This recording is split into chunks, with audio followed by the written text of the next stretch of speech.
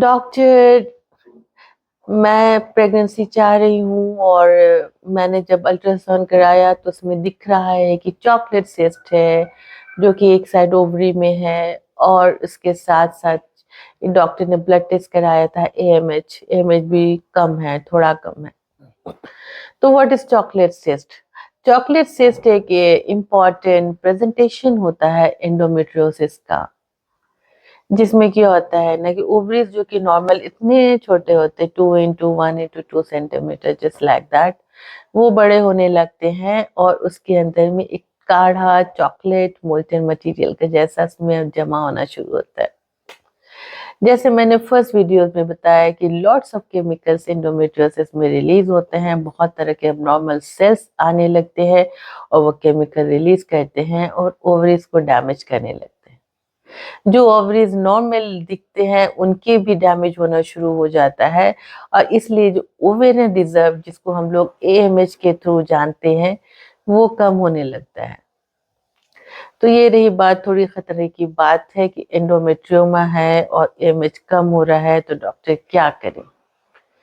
इस तरह के सिचुएशंस में अगर आप रिप्रोडक्टिव एज ग्रुप यानी कि शादी हो गई है और यंग एज में है, if you can afford, then you should go immediately for IVF without wasting time.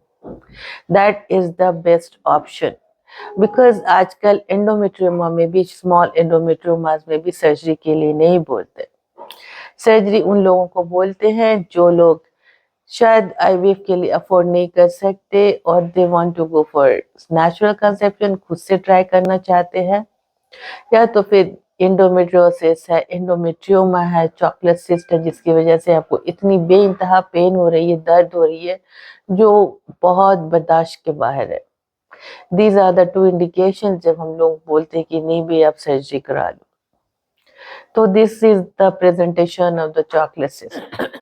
Chocolate cyst के साथ साथ हो सकता है कि एडिशन ज्यादा हो सकते हैं जब एडवांस स्टेजेस ऑफ एंडोमेट्रियोसिस हो गए।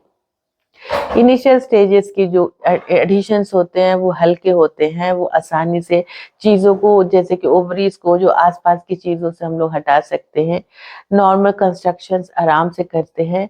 उसकी सर्जरी की टेक्निक होती है और endometriotic surgery has to be done by experts. अगर मैं करूँगी तो मैं साथ में, हमारे साथ एक्सपर्ट सर्जन भी साथ में ज़रूर रहेंगे, क्योंकि अगर कोई ज़्यादा प्रॉब्लम होगा तो he will come to help. Because first surgery is a last surgery, क्योंकि एक इंसान बार बार ऑपरेशन नहीं करा सकता है। एंडोमेट्रियोमा के सर्जरी में हम लोग को बहुत ध्यान देना पड़ता है कि उसकी ब्लीडिंग ज़्यादा ना हो, ज़्यादा इलेक्ट्रिक कॉटरी हम लोग यूज़ नहीं करें और परफेक्ट हेमोस्टेसिस करें, ताकि वो नॉर्मल कंस्ट्रक्शन हो जाए ओवरी का और एएमएच जो कि ओवेरियन रिजर्व है वो डैमेज ना हो। लेकिन जो लोग एंडोमेट्रियोमा है आईवीएफ के लिए नहीं जाना चाहते, वो लोग बोलते हैं कि नहीं भाई, डॉक्टर ने बोला है 10 to 15% चांसेस है, I don't want to go for it, इतने कम परसेंटेज सक्सेस हैं। सक्सेस डिपेंड करता है कि आपकी एग की क्वालिटी कैसी है।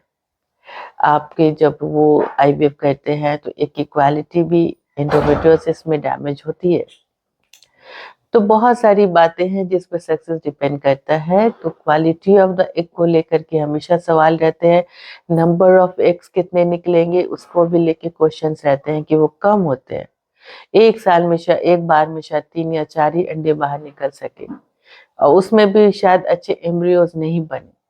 तो these are the problems with endometriosis, especially if it is an advanced stage। अगर आपने उसको, बीमारी को छोड़ दिया 1 साल 2 साल 3 साल और उसके बाद अब जा रहे हो, तो मेरा कहना ये बार बार है कि अगर इनिशियल स्टेजेस होगा तो जल्दी से जल्दी एक डिसीजन मेकिंग करना जरूरी होता है। ऐसा नहीं है कि मोटी सी फाइल तैयार हो गई और 5 साल 6 साल के बाद अब डिसाइड कर रहे हो कि नहीं, हम I should go for the surgery और I should go for the IVF. दोनों में फिर सक्सेस रेट को लेके सवाल उठते हैं।